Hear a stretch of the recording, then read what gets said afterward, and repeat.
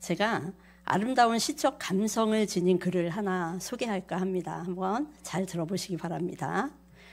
나는 내가 빛나는 별인 줄 알았어요. 한 번도 의심한 적 없었죠. 몰랐어요. 난 내가 벌레라는 것을. 그래도 괜찮아. 난 눈부시니까. 하늘에서 떨어진 별인 줄 알았어요. 소원을 들어주는 작은 별. 몰랐어요. 난 내가 갤똥벌레라는 것을. 그래도 괜찮아. 나는 빛날 테니까. 네, 많이 들어보셨죠? 네, 이 시는 인디밴드의 중식이가 나는 반딧불이라는 제목으로 지었고 그 가사에 곡을 만들어서 2020년에 처음으로 발표를 했습니다.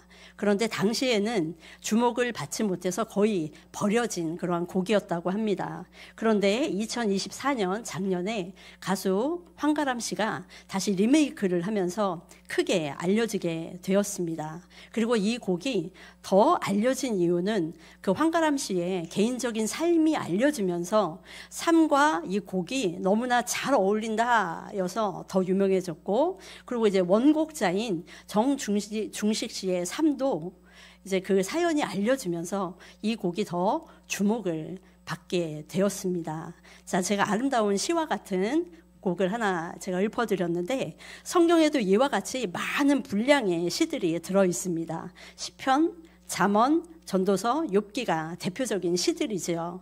그런데 이것 외에도 모세오경, 심지어 선지서, 역사서 안에도 성경의 거의 모든 책들 안에는 1000여 편 이상의 많든 적든 조금이라도 시들이 포함되어 있습니다. 자, 이처럼 성경 안에는 많은 시들이 들어있는데 이 성경의 시는 세상의 시와 다른 점이 한 가지 있습니다. 그것은 바로 무엇이냐면 세상의 시는 그 시를 지은 사람, 즉 시인의 생각을 반영하고 있는 반면에 성경의 시는 시인이 아닌 하나님의 생각을 반영하고 있다는 것입니다. 다시 말하면 세상에서 시는 시를 쓴 시인의 고민, 시인의 고통, 시인의 슬픔, 시인의 공허함, 시인의 기쁨 등등 시인의 관심이 무엇인지를 시로, 글로 표현을 한 것이라고 한다면 성경의 시는 비록 시인이 생각하고 고민하고 깨달아서 안 것을 시로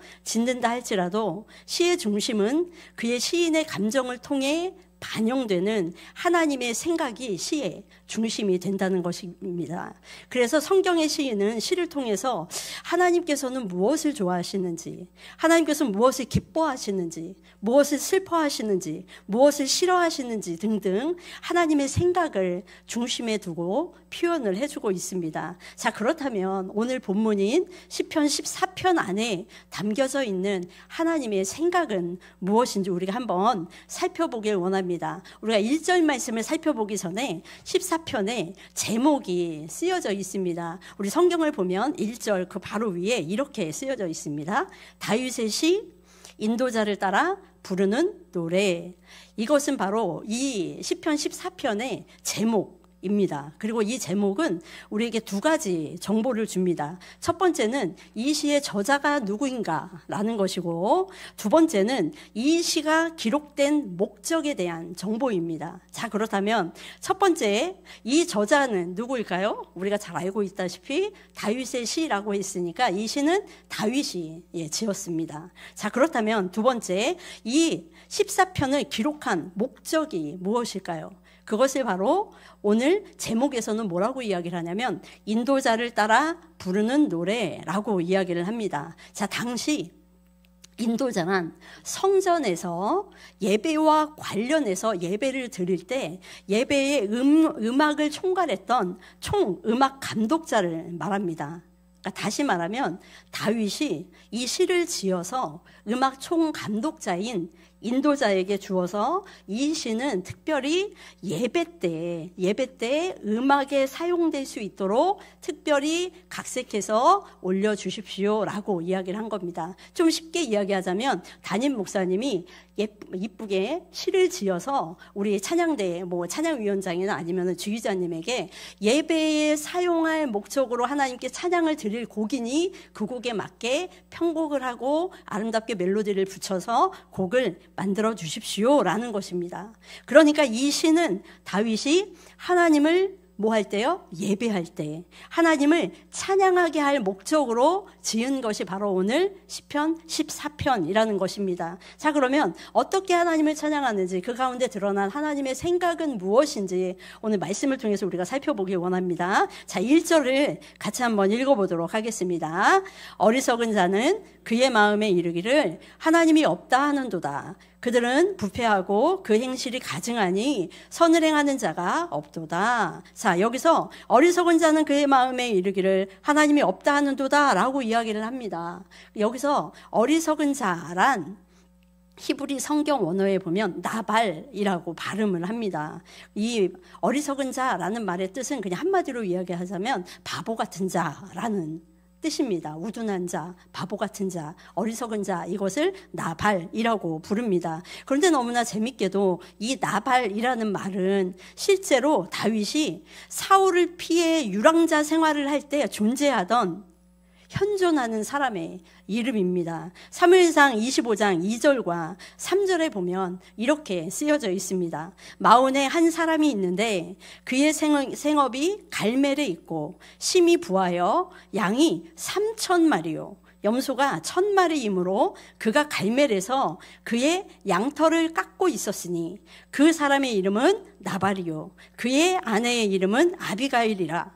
그 여자는 총명하고 용모가 아름다우나 남자는 완고하고 행실이 악하며 그는 갈렙 족속이었더라 라고 이야기를 합니다. 자, 오늘 말씀 2절에 보니까 2절에서 나오는 이 마온 광야는 바로 다윗이 사울을 피해서 도망 다니던 광야였습니다. 자, 사울의 죄로 인해서 왕권이 사울에게서 누구에게로 넘어가죠? 다윗에게로 넘어가잖아요. 그래서 사무엘이 기름 부음을 사울에게서 거두고 다윗에게 줍니다. 자, 이렇게 되자 사울이 밤낮으로 이제 누구를 죽이려고 쫓아다닐까요? 다윗을 죽이려고 쫓아다닙니다. 왜요? 사람들이 사울이 죽은 자는 천천히요, 다윗이 죽은 자는 만만이다 라고 하면서 모든 사람의 이목과 모든 사람의 기세가 다 다윗에게 쏠려갔습니다. 자, 그러자 사울이 밤낮으로 다윗을 쫓아다니는데 이미 사울도 모든 왕권이 다윗에게로 돌아간 것을 알고 있습니다. 사무엘상 25장 20절에 보니까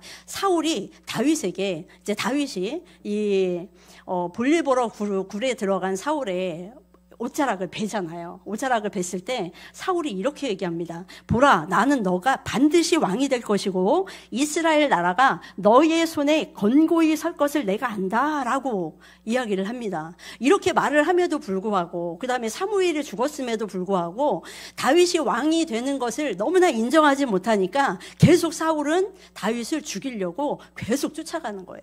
그러니까 마온 광야, 바란 광야 이런 곳을 헤매면서 다윗이 계속 그를 따르는 600명과 함께 다윗을 계속 헤매며 도망다니며 그렇게 방랑 생활을 하고 있었습니다. 자, 이때 누구를 만나냐면 나발의 목자들이, 유목민을 하니까 나발의 목자들이 이 유축들을, 가축들을 데리고 이 먹는 것을 먹이기 위해서, 꼴을 먹이기 위해서 나오다가 누구와 만나냐면 다윗의 군사들과 다윗의 무리들과 만납니다.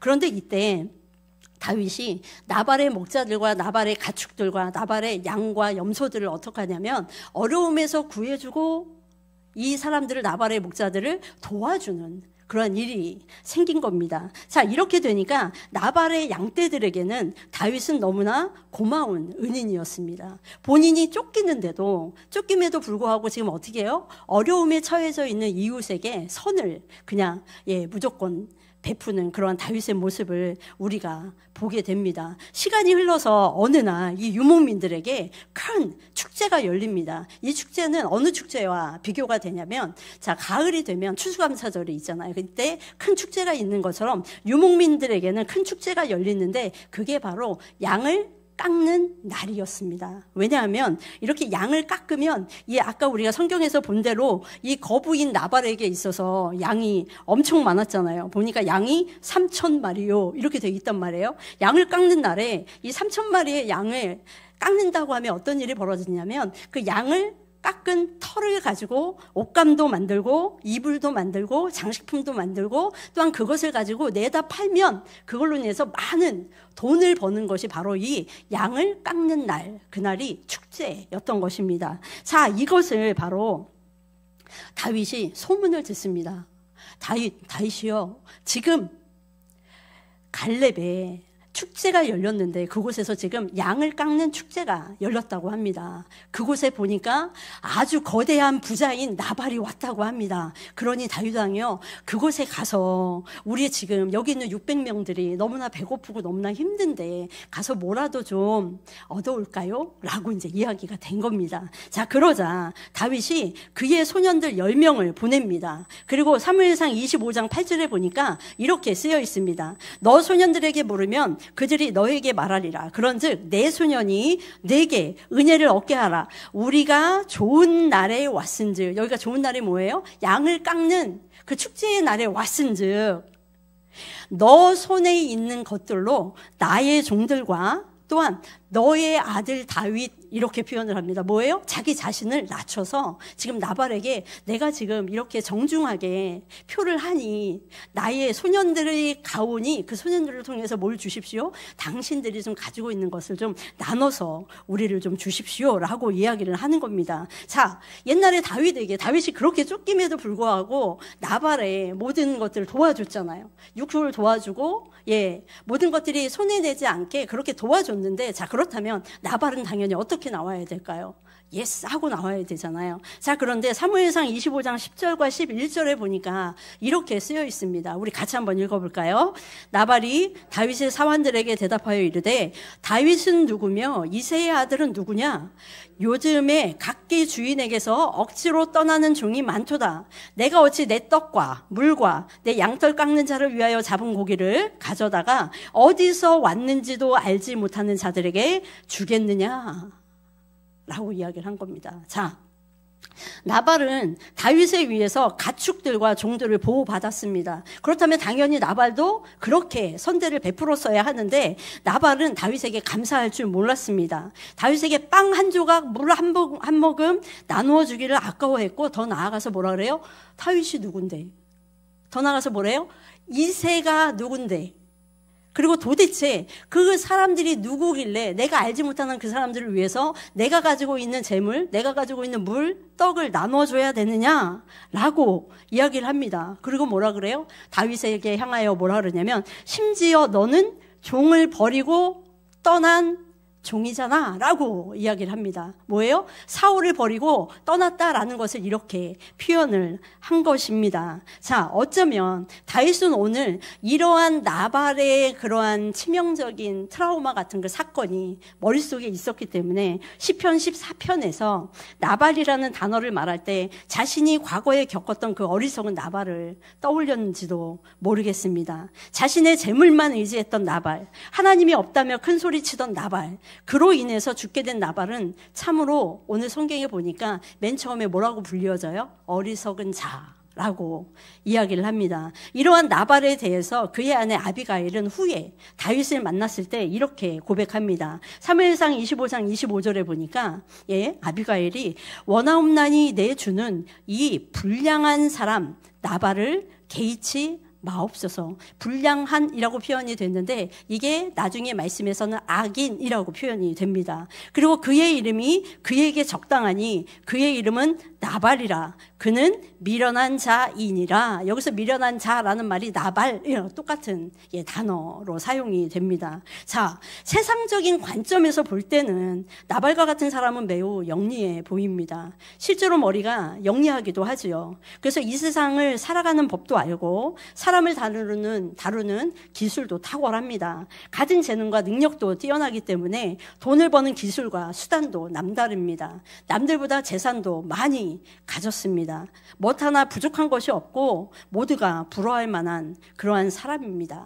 그런데 하나님의 관점에서 볼 때 이러한 사람들을 뭐라고 이야기해요? 어리석은 자, 나발이라고 이야기를 하는 것입니다. 왜 그렇습니까? 어리석은 자는 그의 마음에 이르러 뭐가 없다고 이야기하기 때문에 하나님은 없다라고 이야기를 하기 때문입니다. 그들의 삶의 영역 안에 하나님은 존재하지 않기 때문입니다. 이것은 마치 예수님의 비유에도 나오듯이 엄청난 부와 재물로 창고를 짓고 그 창고에 내가 모은 이 재산은 창고에 다 넣을 거야 라고 이야기를 하지만 그 사람의 목숨은 언제 앗아가요? 그날 저녁에 너의 목숨이 어떻게 될지 모르는 사람과 같은 어리석은 삶을 살아가는 자와 같다라고 이야기를 합니다. 자, 그렇다면 하나님이 없다라고 말하는 어리석은 자에게는 어떤 특징이 나타날까요? 1절 말씀에 보니까 이렇게 이야기합니다. 어리석은 자는 그의 마음에 이르기를 하나님이 없다 하는도다. 그들은 부패하고 그 행실이 가증하니 선을 행하는 자가 없도다 라고 이야기를 합니다. 행동이 부패한 사람, 가증한 일을 서슴지 않는 사람, 선을 행해야 함을 알면서도 행하지 않는 사람에게는 하나님이 없다라고 이야기를 합니다. 이것이 바로 다윗이 보는 어리석은 자의 특징입니다. 자, 다윗은 이렇게 부패한 사람, 행실이 가증한 사람, 선을 행하지 않는 사람, 이렇게 세 가지를 이야기하지만 이 세 가지는 결국 한 가지를 이야기합니다. 뭐냐면 이들의 행동이 악하다라는 것입니다. 자, 여기서 우리가 중요한 사실을 좀 하나 알 수 있는데 그것은 바로 선을 행해야 할 때 마땅히 선을 행하지 않는 것. 내가 선을 베풀어야 되는데 알면서도 마땅히 행하지 않는 그것을 행동이 부패한 것과 소행이 가증한 것과 동일한 수준에서 놓고 죄악으로 보고 있다는 점입니다. 그리고 이러한 사실에 해당하는 사람을 뭐라고 이야기해요? 나발, 어리석은 자라고 이야기를 합니다. 사실 나발이 적극적으로 다윗에게 악을 행한 것은 없습니다. 나발이 다윗의 재물을 취했거나 다윗에게 거짓을 행했거나 아니면 사울에게 다윗을 알려서 다윗을 곤궁에 처하게 했다거나 이런 식의 적극적인 악을 나발은 다윗에게 범하진 않았습니다. 하지만 오늘 그럼에도 불구하고 하나님께서는 나발의 행위를 악인이라고 말씀을 하십니다. 그리고 그 악 때문에 하나님께서는 나발에게 징벌을 내리셔서 마음의 병을 얻어 시름시름 앓다가 하나님으로부터 죽임을 당하게 됩니다. 그 이유가 무엇일까요?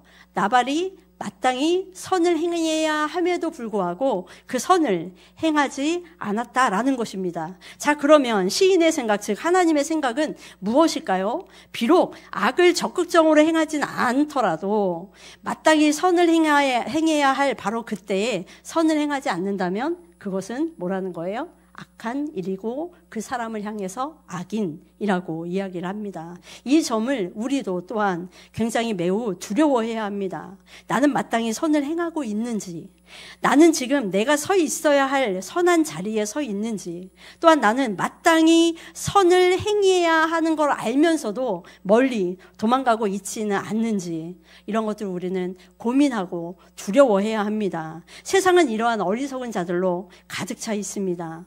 그리고 가득 차 있는 세상을 오늘 말씀해 보니까 하나님께서 하늘에서 세상을 살피고 계신다라고 이야기합니다. 왜 살피냐면 살피는 가운데 지각이 있어서 하나님을 찾는 자가 있나 없나 어디 한번 볼까라는 마음으로 이 세상을 살펴보고 있다는 겁니다. 그런데 사실적인 아주 충격적인 사실이 3절에 드러나고 있습니다. 우리가 3절을 같이 한번 읽어보겠습니다.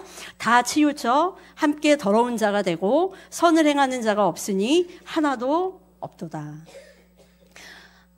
이 시편 14편은 다윗이 왕으로 올라왔을 때 그 다음에 기록된 하나님의 말씀이거든요. 다윗이 왕으로 있었던 이 시대는 이스라엘 역사에 있어서 굉장히 전성기에 해당합니다. 그리고 하나님의 마음에 합한 다윗이 왕으로 있을 때임에도 불구하고 하나님께서 뭐라 그래요?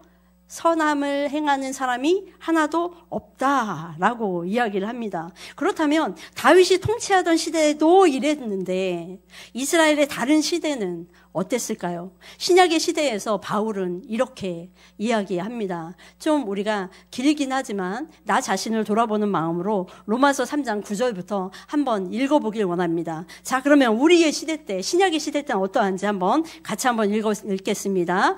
그러면 어떠하냐? 우리는 나으냐? 결코 아니라 유대인이나 헬라인이나 다 죄 아래에 있다고 우리가 이미 선언하였느니라. 기록된 바 의인은 하나도 없나니 하나도 없으며 깨닫는 자도 없고 하나님을 찾는 자도 없고 다 치우쳐 함께 무익하게 되고 선을 행하는 자는 없나니 하나도 없도다. 그들의 목구멍은 열린 무덤이요 그 혀로는 속임을 일삼으며 그 입술에는 독사의 독이 있고 그 입에는 저주와 악독이 가득하고 그 발은 피 흘리는데 빠른지라. 파멸과 고생이 그 길에 있어 평강의 길을 알지 못하였고 그들의 눈 앞에 하나님을 두려워함이 없느니라 함과 같으니라. 이렇게 참혹한 죄악의 현실은 아주 오래전부터 시작이 됐지요. 노아시대 이전부터 시작돼서 노아시대 때 아주 절정에 이릅니다. 그리고 홍수의 심판으로 인해서 다시 주춤하는가 싶었더니 다시 악이 창궐합니다. 마치 우리의 바이러스가 몸 한 구석에 침투해 들었는데 그 바이러스가 암덩어리가 우리의 온 몸을 잠식시키는 것처럼 그러한 병균처럼 세상 죄악이 온 세상 온 땅 곳곳을 침투하고 물들여 갔습니다. 창조 이래로 지금까지 인류의 변함없는 한 가지 역사가 있는데 그것은 바로 무엇일까요? 죄악의 역사입니다. 반대편에서 반대로 생각하자면 하나님의 역사에 있어서 지금까지 한 번도 끊이지 않는 한 가지 역사가 있는데 그건 바로 무슨 역사일까요? 은혜의 역사겠지요. 이 죄악의 현장, 죄악의 역사 가운데 다윗도 있었고 바울도 있었고 지금의 우리도 죄악의 현장 가운데 있습니다. 이런 죄악의 현장에서 어리석은 자들은 몰라서 안 하는 것이 아니라 몰라서 죄를 짓는 것이 아니라 오히려 말씀해 보니까 여호와 하나님이 어떤 분인지 알면서도 의도적으로 무감각하고 뻔뻔하게 악을 행하고 있다는 것입니다. 날마다 밥을 먹듯이 우리가 삼시세끼를 안 먹으면 안 되잖아요. 그것처럼 날마다 밥을 먹듯이 아주 자연스럽게 악을 행하고 하나님의 백성들에게 악을 끼치는데 이것을 하나님은 뭐라고 표현하냐면 오늘 4절 말씀해 보니까 여호와를 부르지 않는 것이다 라고 평가를 해버립니다. 과연 하나님께서는 이 어리석은 자들을 향하여 어떻게 하고 계실까요? 5절 말씀입니다. 저희가 거기서 두려워하였으니 하나님이 의인의 세대에 계심이로다. 자, 어리석은 자의 종말은 어떻게 되느냐 이것입니다. 여기서 보니까 뭐라고 해 있어요? 저희가 거기서 두려워하였더니. 자, 이 일은 미래에 반드시 일어날 일을 과거형으로 기록을 한 것입니다. 마치 뭐예요? 반드시 일어날 일인데 과거에 마치 지금 일어난 것처럼 하나님이 묘사를 해서 내가 반드시 이 일은 기필코 일어나게 할 것이다. 그리고 그 날에는 어리석은 자들은 다 어떻게 해요? 다 불안하고 두려워하며 그곳에서 하나님의 전에 들지 못한다라고 이야기를 합니다. 그런데 여기서 반대로 이제 반대말이 하나 나오는데 이게 재밌는 표현이에요. 반대말이 나오는데 어리석은 자의 반대말이면 뭐겠어요? 우리가 생각할 때는 똑똑한 자, 현명한 자일 것 같잖아요. 근데 오늘 말씀해 보니까 하나님이 의인의 세대에 계심이로다 라고 이야기를 해서 어리석은 자의 반대말이 뭐예요? 의인이라고 표시를 해주고 있습니다. 자, 그렇다면 하나님이 생각하시는 의인은 어떠한 사람일까요? 그게 바로 6절에 나옵니다. 그동안은 3인칭으로 그는 이렇게 나오던 게 이제는 6절에 가서 2인칭으로 강렬하게 이야기를 합니다. 6절을 보니까 너희가 가난한 자의 계획을 부끄럽게 하나 오직 여호와는 그의 피난처가 되시도다 라고 이야기를 합니다. 여기서 말하는 가난한 자는 재물이 없고 뭔가 가진 게 없는 그러한 가난한 자를 이야기를 하는 것이 아닙니다. 비록 재물이 넉넉하고 부유하다 할지라도 진정으로 자신들의 재물을 의지의 대상으로 삼지 않는 자, 그리고 정말로 나의 모든 것들이 하나님의 것임을 알고 하나님 앞에 내 것은 없다라고 이야기하는 심령으로 가난한 자, 그러한 자를 하나님께서는 의인이라고 평가를 하고 있는 것입니다. 근데 오늘 말씀해 보니까 악인들이, 믿지 않는 자들이 이러한 가난한 자의 계획을, 그들의 삶을 부끄럽게 한다고 이야기를 합니다. 예, 악인들이 삶의 수치를 주고 삶의 모멸감을 줍니다. 그래서 가난한 자들이 더 아프고 힘이 듭니다. 가난한 자들은, 하나님을 아는 가난한 자들은 아프면 아플수록, 고통스러우면 고통스러울수록 누구를 더 찾을까요? 하나님을 찾고 하나님을 의지한다는 것입니다. 결과적으로 의인은 누가 있다라고 말하는 자들이에요. 하나님은 있다라고 말하는 자들입니다. 그리고 오늘 말씀에 보니까 이러한 의인의 세대에 하나님이 함께 계시고 그러한 가난한 자들인 의인들에게 내가 그들의 피난처가 되어주겠다라고 하나님께서 말씀을 하고 계십니다. 자, 이제 말씀을 맺기를 원합니다. 본문에는 대비되는 두 대상이 나옵니다. 그것은 바로 나발로 표현되는 어리석은 자와 가난하고 힘은 없으나 하나님만 의지의 대상으로 삼고 살아가는 의인입니다. 그리고 이 시가 말하는 하나님의 생각 속에서의 어리석은 자와 의인의 기준은 무엇인가? 그것은 바로 누가 이 어리석은 자와 의인이 누구를 의지의 대상으로 삼을 것인가 라는 것에 대한 문제입니다. 자, 아무리 겉보기에 대단한 사람일지라도 설령 세상 전체에 권력을 쥔 사람일지라도 세상 전체에 재물을 쥐고 온갖 권세를 휘두르는 사람일지라도 하나님을 의지의 대상으로 삼지 않는다면, 하나님이 없다라고 말을 한다면 그 사람은 뭐라고 우리가 이야기할 수 있어요? 어리석은 자, 나발이라고 이야기를 할 수 있습니다. 그러나 아무리 작고 초라하고 남루하여서 심지어 도무지 사람들의 눈에 띄기조차 하지 않을지라도 마치 길 위에 피어있는 들꽃이나 들풀과 같이 연약한 존재일지라 할지라도 하나님만을 의지하고 하나님을 의지의 대상으로 삼고 또한 하나님의 계심을 인정한다면 그는 진정 의인이다라고 오늘 말씀을 우리에게 해주고 있습니다. 우리 사랑하는 성도 여러분들은 어리석은 자의 편에 서 계십니까? 아니면 의인의 편에 서 계십니까? 네. 만약에 나는 의인의 편이지라고 이야기를 한다면 우리가 한 가지 유념해야 할 것이 하나 있습니다. 그것은 바로 뭐냐면 비록 초라하고 나약해도 하나님을 의지의 대상으로 삼는 자를 의인으로 보시는 하나님처럼 또한 우리도 우리 공동체 가운데 비록 우리가 보기에는 초라하고 남루하고 가진 것 없고 정말 우리가 별 볼 일 없다라고 여겨지는 사람일지라도 그 사람이 하나님을 의지하고 하나님의 주권을 인정하고 하나님의 계심을 인정하는 의인이라면 우리가 그분들을 참 의인으로 함께 인정하고 그 의인들과 함께 하며 그 의인들에게 선을 마땅히 베풀어야 한다라는 것입니다. 이것이 바로 본문을 통해서 우리에게 말씀하시고자 하는 하나님의 생각이십니다. 사랑하는 성도님들, 우리 모두가 언제나 하나님만을 전적으로 의지하는 그런